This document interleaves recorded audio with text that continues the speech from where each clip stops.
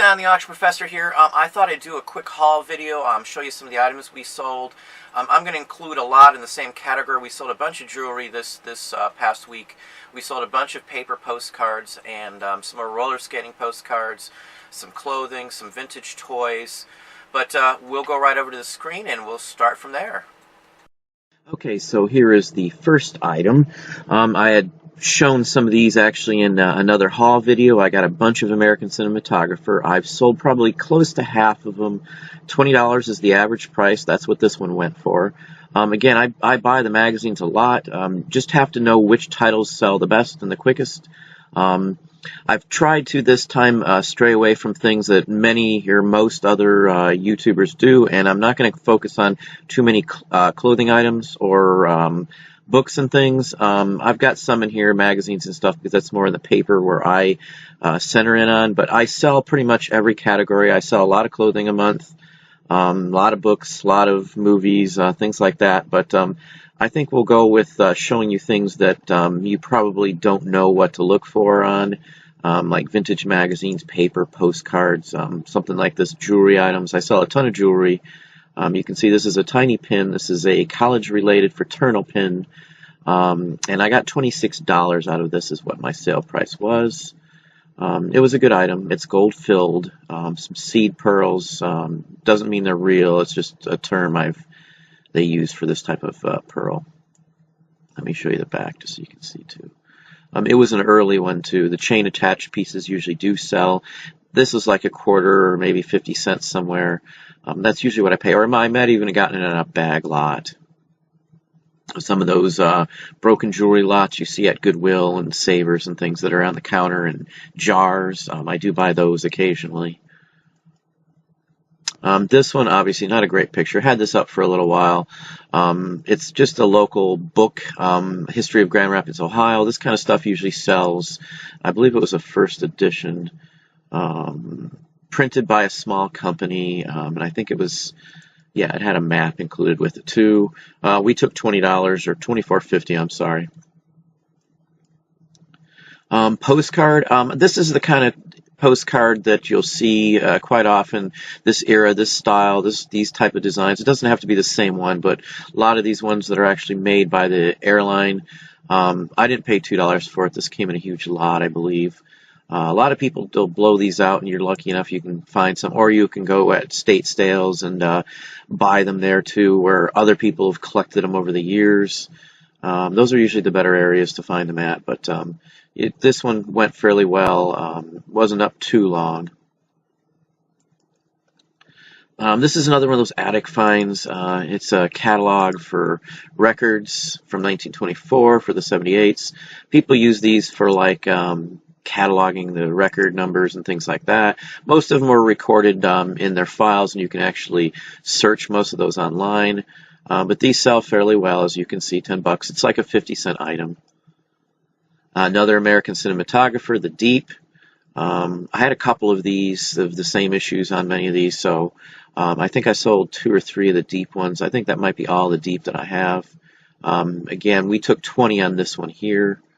20 again is the average I've gotten for most of those. I paid $1 a piece for all of them. Luggage label. This one was up for a little while, but these are like pennies I get these for. It's Blackstone. It's a hotel.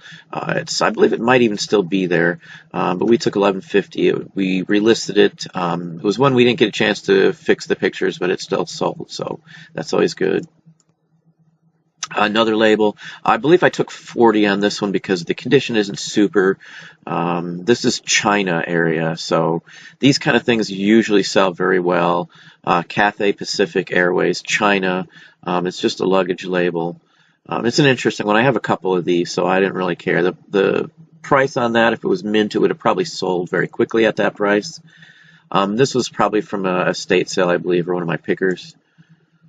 Another magazine. This one I actually showed in one of the haul videos. I took 50 on it. There's not many science magazines that are worth a ton of money. This one's different. This one's related to Carl Sagan. He actually helped start and found SETI. Look it up if you're not sure. Search for extraterrestrial intelligence. This one is a pretty rare one. I sold the first issue offline Right away, I knew somebody was looking for it personally, who had been bugging me about if I ever run across one, and I happened to. I think I have one more issue. I think I got issues 1, 2, and 3 out of that lot for $1 a piece. Issue 1, I took $175 for.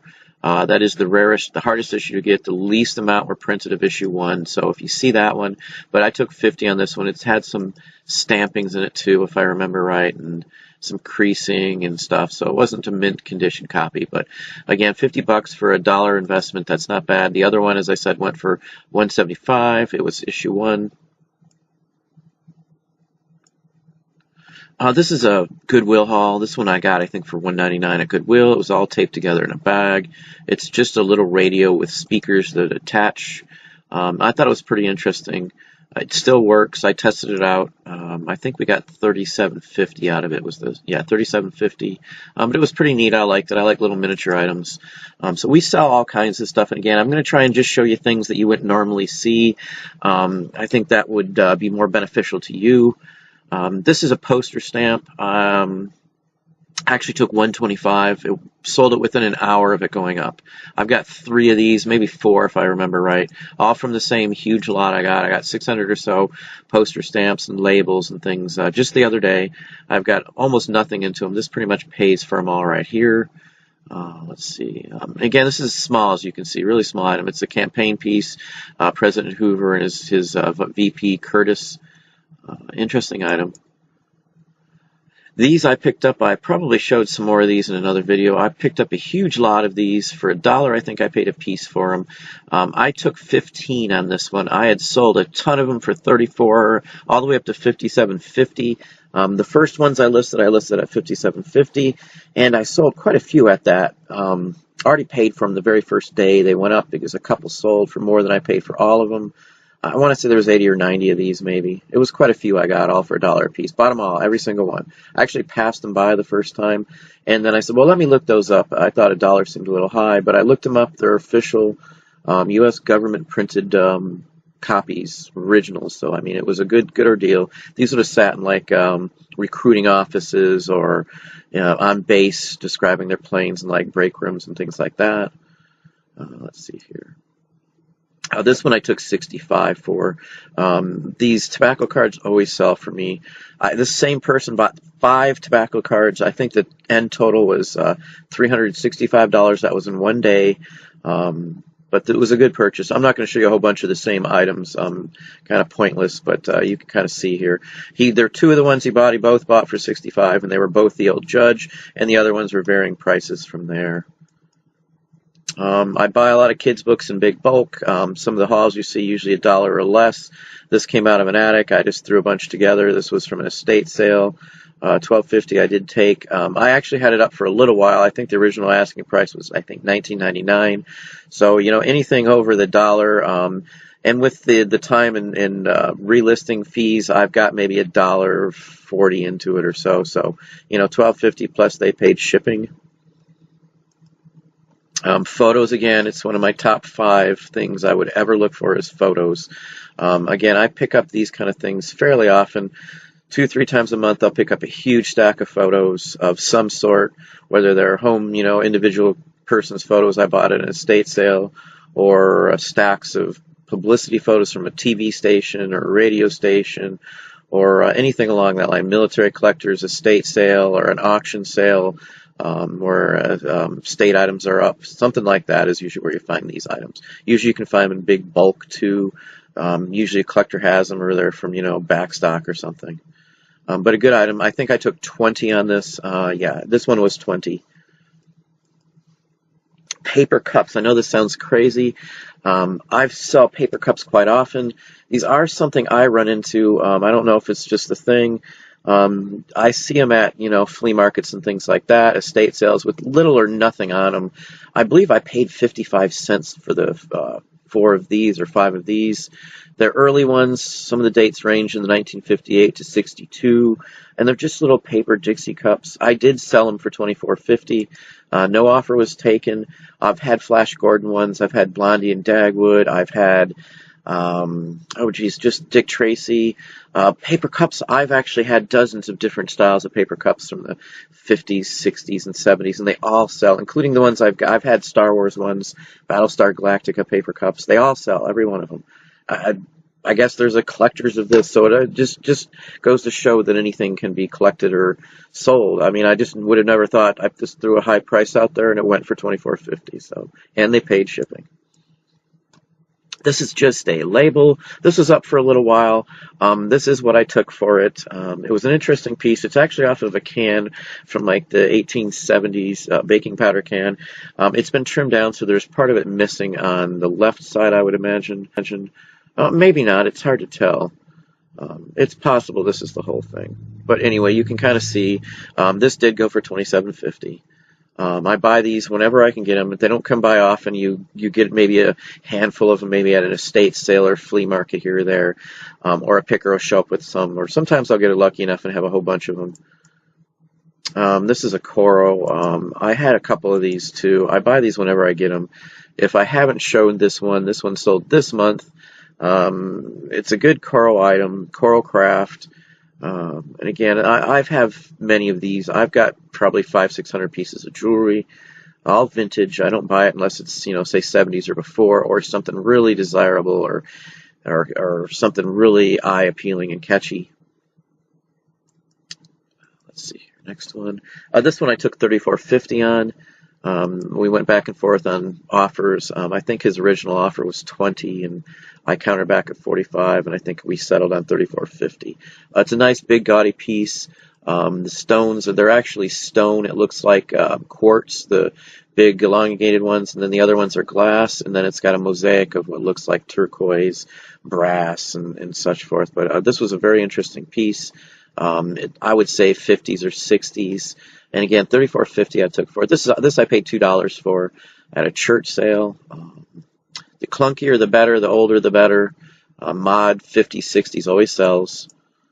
Postcard here. Now I picked up a bunch, and I sold a few from it right away. But these ones I saved, and I ended up finding a couple more from Hickory. I believe it was North Carolina. This one sold straight out immediately, within an hour or so of being up. This one person bought $387 or $389 worth of postcards, and just a few postcards, all from Hickory.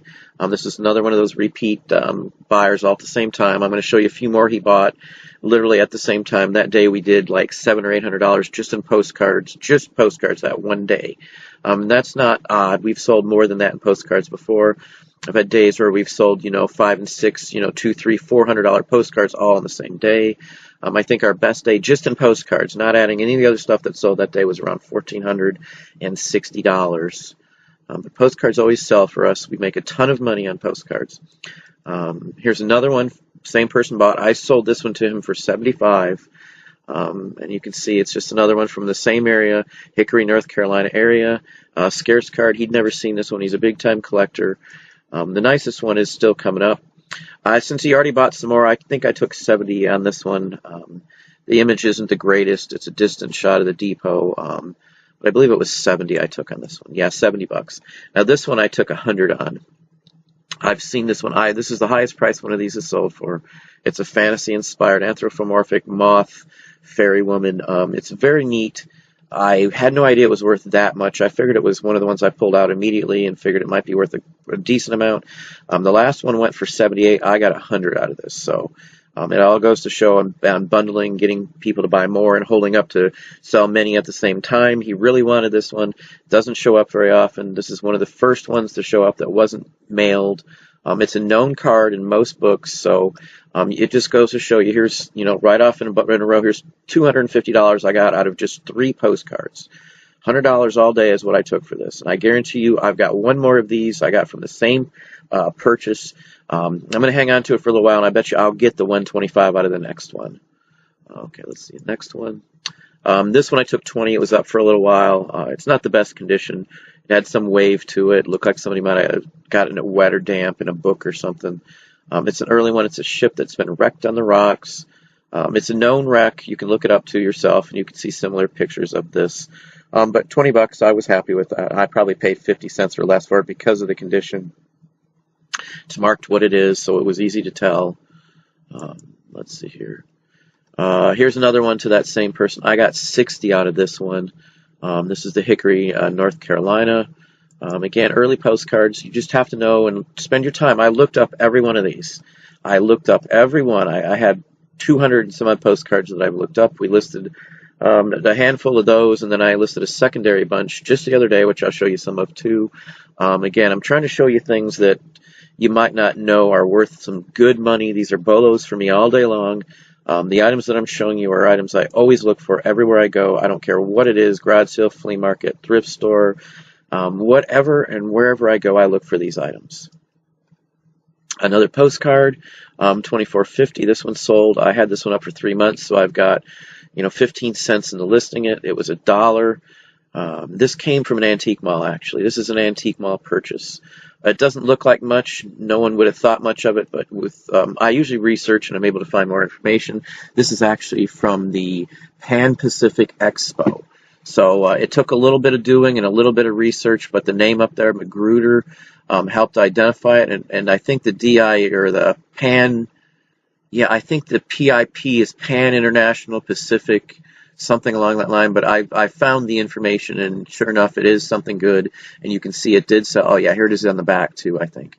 Panama, California Exposition. So it was a good item. Pan Pacific. It's called many different names. So you just have to know a little bit to look up for that information. This is just a random card. Somebody probably thought it was a Mexican postcard, literally from Mexico, but this is an example of why an antique dealer would not have known this was worth something. They didn't take much time to look into it. Again, I took the time to see what that PIP, the Magruder is, and I found it, and I'm sure I'm correct on it. It even has the information on the back, and that's where it was even mailed from. So this is just a little bit of research, and I turned $1 from an antique store into $24.50. And again, I can do this all day long in the right place. You're not going to do it in every antique mall. There are antique malls you're going to run into, or antique stores where the dealer knows his postcards or pays one of his employees to do just what I do and research these. I'll pay somebody an hour or 2 hours or 3 hours to research a stack of postcards. It's worth it.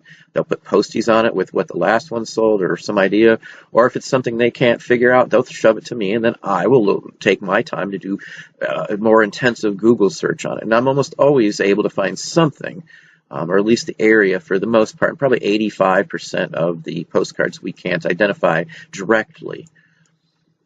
I've sold many of these. I probably have shown one in every video. I've sold most of them. You can see now I've sold 6. I have 3 more available, and that is just this lot. I think every month or two I've sold at least 1 or 2. Every single month I've sold 1 or 2, I believe, in this whole last year or two. These are, a whole bag of these was, I think, $1 or something. Usually I can pick them up for a quarter. I picked up some new ones, so I'll probably add them to this one. Maybe they weren't the same ones. I think I'll have to do a new listing. I think the markings are somewhat different. But these I always have in stock, and I always sell these. So I got $60 again out of this, and this is like the 3rd or 4th time I've had a lot of these up. So it's a good item. I see them quite often. Again, this might be something you'll need to research in your area. Research the factories, the buildings, the businesses that were in your area, and you'll be able to find out what kind of items you might find and what to look for better in your area. Local stuff always sells. I find many things from Champion, many things from Dana's. There's just local stuff that sells. That's what you want to look for too. It's maybe a bolo for some people too, is local items. Especially items that you'll be able to find in your local area, like records. It's another example of local items. There's been record factories around here, and in those factories they produce very specific records that you'll find only locally for the most part. I found some, $2,000-3,000 records locally many times, the same record over and over, because I look at very, very extensively to find these. So, but anyway, I had a bunch of these. They were on like a little stream, like a sheet where they were connected at the ears and at the base. And I've sold most, if not all of these. I think I took $24.50 on it. No, actually, this one did sell for $27.50. Just sold like 2 or 3 days ago. More jewelry. This is literally clip-ons. And I think, $15 is what I took on these. They were neat. They're in very nice condition. Person was very happy, left flying color feedback on these. We took our time to list them. We took our time to make sure the photos were quality. But costume jewelry always sells for us, always.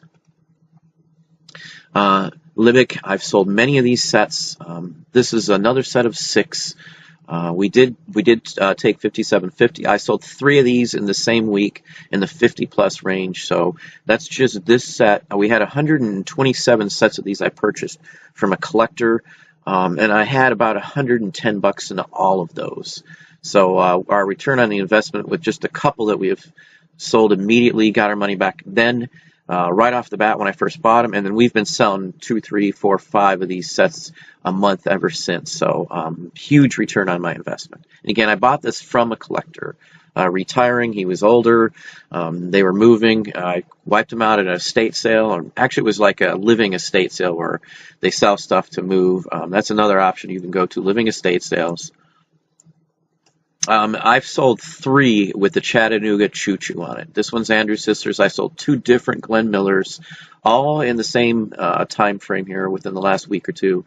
So these always sell. I did take $57.50 on this one.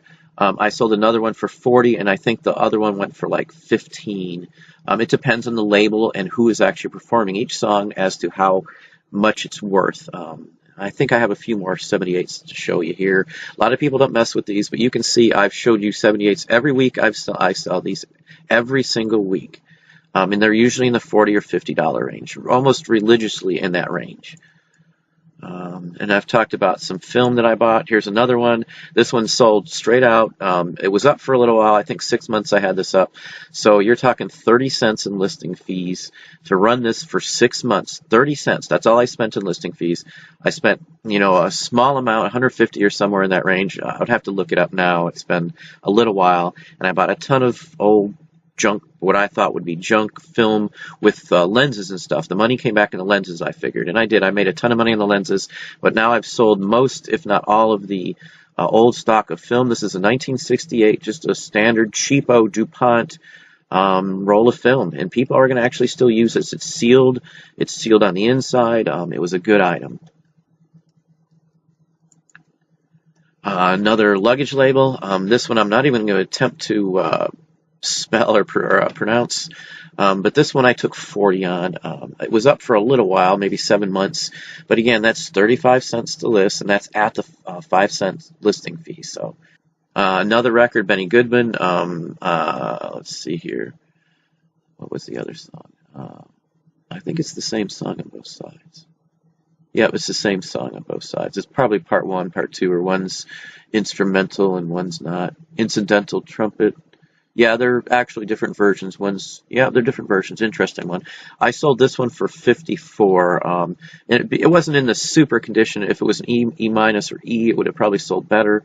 But $54 for this one. And again, these sold within a couple days of the other one that you just saw. Santa Clauses always sell. I buy anything with Santa Claus. This is Santa Claus delivering Atmore's minced meat. It's an oddball title, I know, but it did sell. It sold for $19.50.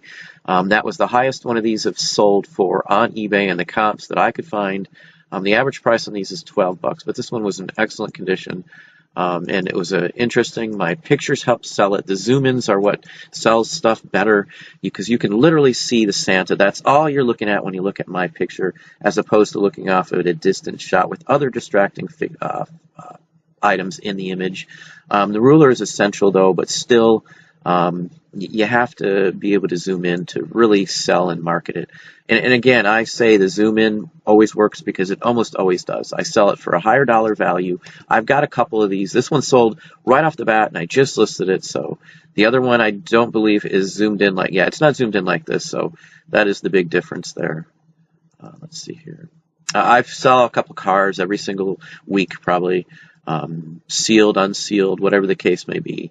But this is a Tomica. It's an import Tommy, made in Japan, 1976 original. This is like quarter or something out of one of those bins at a counter.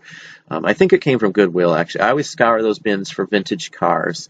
Hot Wheels, you want it to say Hong Kong, patent pending, something along that line. That's really what you want to see on the metal cars. Red lines, if they have a red circle on the outside of the tire, that's good for the Hot Wheels. But any of these vintage cars, these are quarter items you pick up all the time, and I always sell them.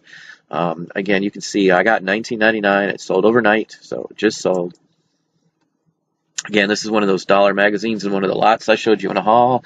Anything like this, the early bondage style covers, always sell. I probably put or not enough on this one.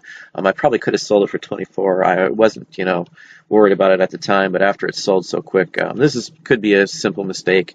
I looked up what some of these go for, and they're not huge movers, but this one might have went for more. But I paid $1 for it, so. Cigar labels. I saw quite a few of these, couple a week at least. I find these quite often in collections and things, estate sales. It had a tear in the bottom. I think I took $24.50 on this one. Yeah, $24.50. More vintage jewelry. This is all from Emmons. It's Atomic Starburst. I'm titling it that. I've seen others that title it the same way. It's mod 40s, 50s. It was the Atomic era. And I'm sure that's what that's supposed to be. Very interesting. It was marked, as you can see. Let's see if we can zoom in a little bit. Emmons. And that's a decent piece. I took $34.50 actually for this set. The gentleman said his mom had a pair. He's got photos of them still, so it was something just going back to him. I thought it was kind of interesting. I paid $2 for the whole lot of those, mind you, too. This is the kind of stuff you can get fairly cheap if you look enough. And most people pass it up. They're fake pearls, I think is what it was. They didn't look like much, but they're plated, irradiated or whatever you want to call it with the coating. Very shiny, very sparkly. Very good condition as well, too. This is another lot I put up just the other day. I had sold one where I was doing another video. This was put up that same night. We sold like 33 or 34 in just a very short time frame. And we did almost 900 in postcards in that one day. Just a day or two ago. And that's just the postcards again. We did well over that with the other items added in that we sold that day. So that was close to like a $1,700 day for us. Not odd to get those kind of days, but it's been a little while since we had one that big. But the postcards really helped out. That was over half of what we had that day was just in postcards that just went up. I saw quite a few rosaries too. This one was a little odder. It had a unique design. Nice looking piece. It's marked Italy on there. Those are usually the ones I look for.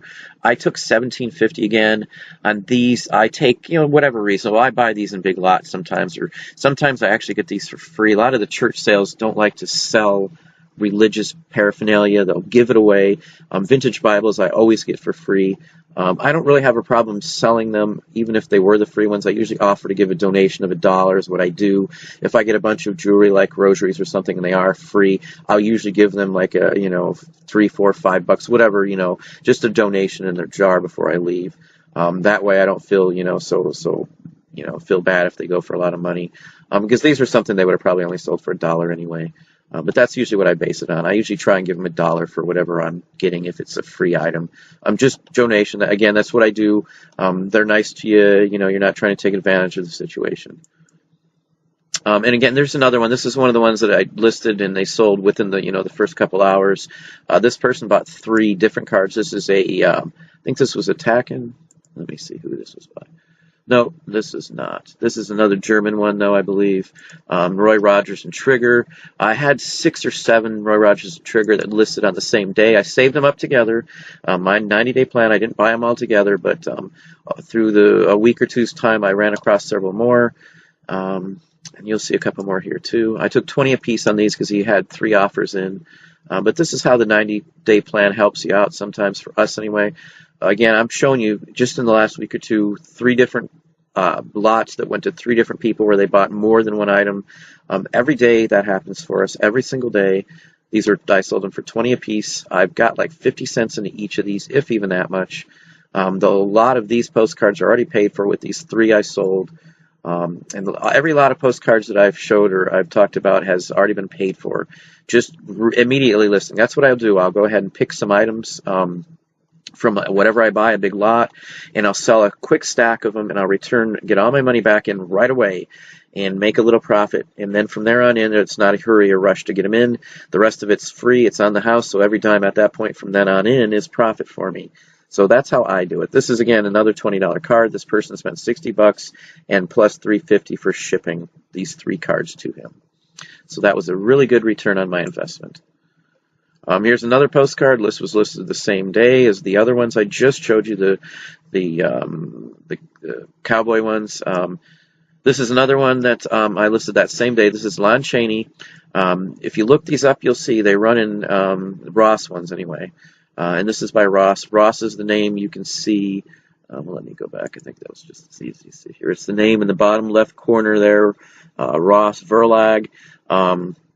It's like a copyright notice. This is an original German, and I sold it for $75. He offered $25. I said $75. He offered $50. I said $75. I've had several Lon Chaneys that I've sold for $75 to $100. Real quickly, I had 3 offers on this one right off the bat, right after it went up within, say an hour. So things like this one here, especially if he's out of costume and out of makeup, goes very, very well. If you don't know who Lon Chaney is, I'll leave it to you to look it up. You should literally look up stuff when you don't know it. I look up everything, every card, every single piece of item or merchandise that I've put up. I either know it from looking it up in the past or I look it up. Every single one. That is what you're going to have to do if you want to invest the time and money where you can just go somewhere and pick up all the good stuff. That's what you want to do. You want to go someplace and be able to cherry pick that place. Especially, that's why my models work well for us. We know what the items are worth when we go in there. Like if I'm going to an antique mall, I'm only looking for certain things. If I'm going to an antique store, the same thing. I'm looking for dealers who aren't up on everything, that'll just throw some prices out there without researching the smalls. They sell a ton of pottery or glass, and they don't worry about, postcards they might have spent $5 for a huge lot on. They'll put $1 or $2 on each one of them. Or magazines, or books, or trade cards, or any number of paper items, prints. The list of paper items that you can find is horrendous. Maps, just whatever you can find in paper, that there's a huge market for paper. Again, you can see in this one day we did like $1,700 and some odd dollars, and this helped. This is part of the reason why. And this is just one day. We sell postcards every day of the week. If I list a bunch in one day, every day we list something, I sell at least $100 or $2 in that new items. So yesterday we listed some trade cards. We sold 2 right off the bat for $42.50, which was our asking price. Another one for $34.50. We sold some sets of cards.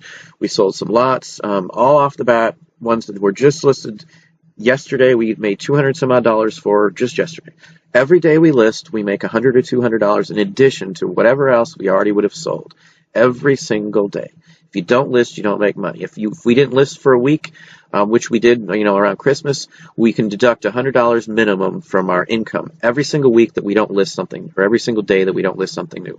So in a week's time, if I'm not listing something new, I'm making $700 less.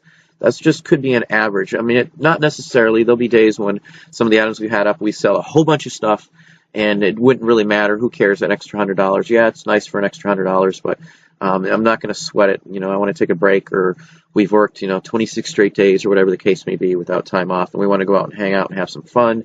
You got to have, leisure time. This doesn't really work, again, as I've said in the past, because for us, I can stop and do anything I want throughout the day, anytime. There's no commitments. There's no anything. I set my schedule. I set my time.